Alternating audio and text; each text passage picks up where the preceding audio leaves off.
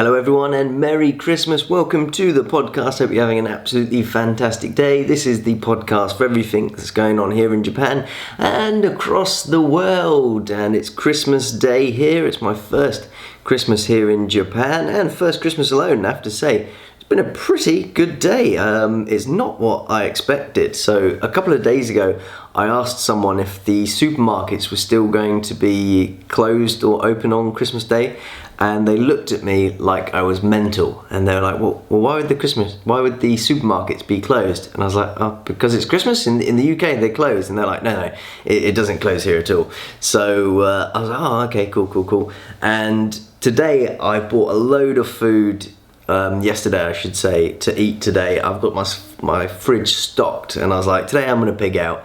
But this morning I thought, you know what? I should probably go to the gym before I eat all this. Try and balance it all out. So 9 o'clock came, and I went to the gym as soon as it opened, and I was shocked to find not only was the supermarket open as they said it was going to be, but it was full. It was like a normal Sunday. Everyone was in there. I was like, oh wow, Japan really don't celebrate Christmas at all, do they? Or maybe they just thought they'll go and get their Christmas stuff on the day. So that was a big surprise. Their food's a little bit different here on Christmas than in the UK.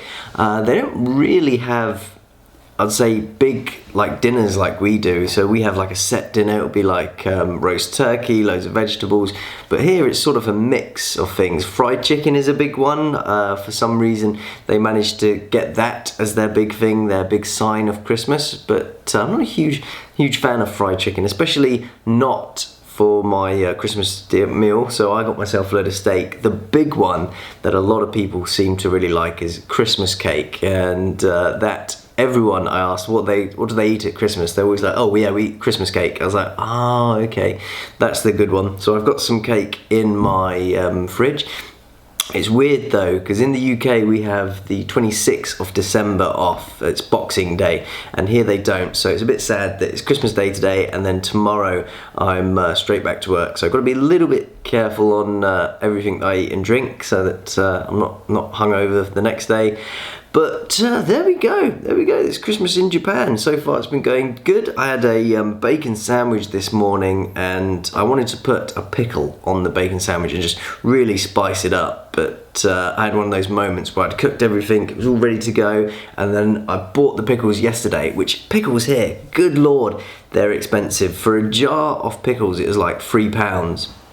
So I was trying to unscrew it and couldn't get it off, and I was like, oh, this is Christmas ruined. This is not the Christmas miracle I hoped for. But the pickles had been in the fridge, and I thought, you know what, I'm gonna try and use a little bit of science here. I'm gonna run it under hot water. That will expand the metal, and I'll be able to spin it off straight away. And I have to say, put it under hot water, bang, clicked off straight away. One of those moments where you go, I am a freaking genius. I'm a Greek god. I'm science. I'm Albert Einstein. He could do nothing against me. But news stories here in Japan. One of the big ones that you might have heard is Ash Ketchum is ending his run on Pokemon, and in the next series they're going to be bringing out a boy and a girl to run it. I have heard the girl is meant to be more of the main star than the boy, which would be interesting. When I first heard the story, I thought, oh, they're going to do like a 50-50 star split in that, and that would work well. I wonder what's going to happen to Pikachu in it. That's interesting, because obviously Pikachu's worth just so much money in advertising. It'd be so weird for them to get rid of them unless they're going to try and push for a new type of big Pokemon so that the Nintendo company can keep selling it. I ended up having a quite big conversation about Pokemon yesterday, and it's crazy that it's been running for so long as it has, and it just keeps going and going. It's kind of like The Simpsons. That's another one that I've completely stopped watching it, but because it's Christmas, you've got a little bit more time on your hands. I went on to Disney Plus and watched the last Halloween episode. I have to say, it's still pretty good. I can't say I wanted to watch it every time. I used to love it. As soon as I came home from school, it was Simpsons. I loved it. And I was thinking, that's probably where you start to generate like a sense of humour, is Simpsons, Futurama. Those were really core shows, I think, for humour. Super good. Japan has had a snowstorm. We on the island got hit with a heavy windstorm, and a lot of my friends had issues actually getting off the island because planes were cancelled, the jet foil were cancelled, which is kind of like our speedy boat that gets to the mainland, and the only things that were running were ferries, so it created a lot of hassle for them. I had an issue where I booked a holiday in the new year and then found that all the ferries and all the planes have been booked, so I had to change the dates for that. So getting off the island is not easy. It's one of these things, once you're here, you're trapped, you're stuck forever, and you must stay here forever and ever. But in other Japan news, we've had roughly $40,000 in Japanese yen has been found at a dump recently. That is right, one of the workers on a machine just saw what he thought was money in it, so he got out, checked it, and was like, whoa, this is like $38,000 of money just sitting here. So he reported it to his boss, which I have to say, would you have done that if you just found $38,000 in cash? I don't know. The Japanese are a lot more honest than I am, but anyway. So he reports it, and it turns out in Japan, I didn't know this, but when you find money here, you have to report it to the police, or you're meant to, and after 3 months, if that money goes unclaimed, it then becomes yours, which kind of adds an incentive, I think, to report the money.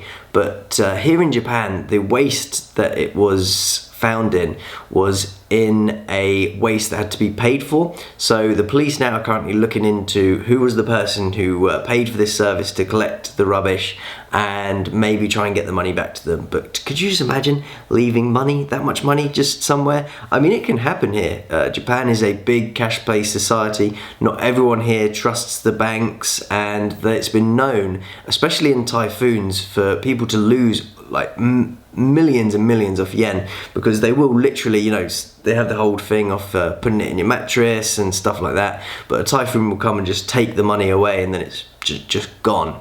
But maybe this was the case here. The guy was wealthy enough, or just completely forgot that he had this money stowed away in maybe like an old TV or something like that, and then it gets taken away and he's gone, I've just lost the money. Or is he up to something bad, something notorious? We'll find out in the future. I will keep an eye on this news story, and if more comes from it, I will let you know.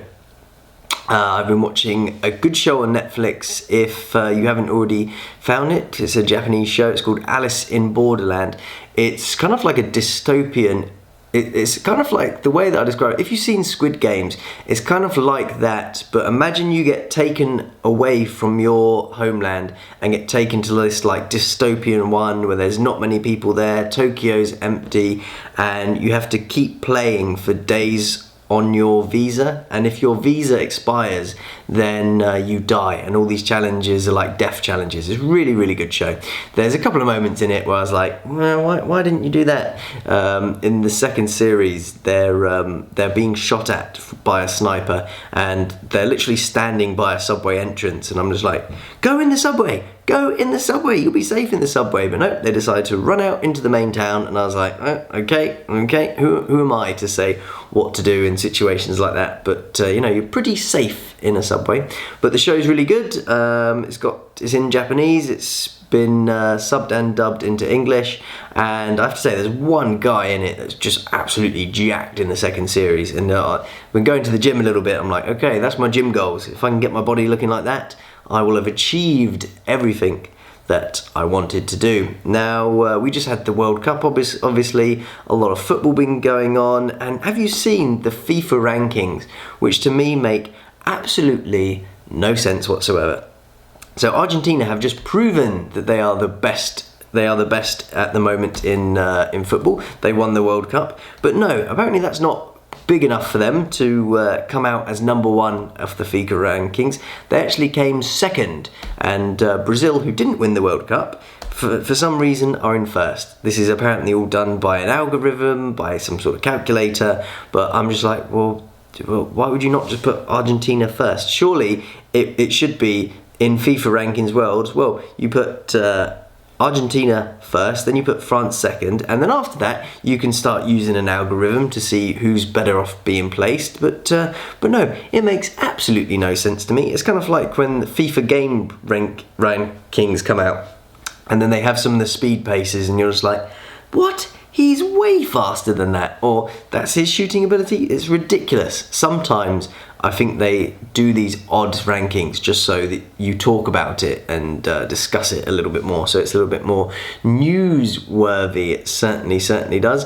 And in other news, pretty much that's just it. We're here in the Christmas New Year. It's very interesting seeing what Japan is like at Christmas. It's kind of not what I expected. I thought actually they were going to be into Christmas a little bit more, especially with being in the supermarket. There's so much Christmas decorations around. There's Christmas music been playing all year. I kind of expected it to be more, not quite like the UK, but I thought in the mornings most people wouldn't be going out. They wouldn't be doing different things. I thought they'd be at home opening presents. They'd be seeing their loved ones. But here, it's just another day. Their big one is in the New Year, which is coming up. And here in Japan, we actually have, I think it's 5 public holidays. So we have the 29th, I think it's the 29th, the 30th, and then it's the weekend. And then we have the 1st, the 2nd, and the 3rd off, which are public holidays, not including the weekend. So a lot more time than we get in the UK for it off, which is really nice, I have to say. It's nice to have this like end of the year thing, and if you're smart about your holidays as well, you can get 10 days off consecutively by only using like 2 or 3 off your own vacation days. So that's nice, something I'll know for next year if I want to make a trip back to the UK. This might be the time that I would do it. And that's it. This is Christmas in Japan, I have to say. It's really good. The food here, it's been nice. I had a bacon sandwich this morning. I got a load of chocolate. I got a load of crisps. I've got steak, which I'm going to enjoy later on. And that's it. This is the podcast for today. Thank you very much for listening. I will update you with any more Japanese news if I see it coming in the next couple of days. And as always, hit that subscribe button, have a fantastic day, and I'll speak to you possibly in the new year. Have a great Christmas and have a fantastic new year. Thanks for watching, and goodbye.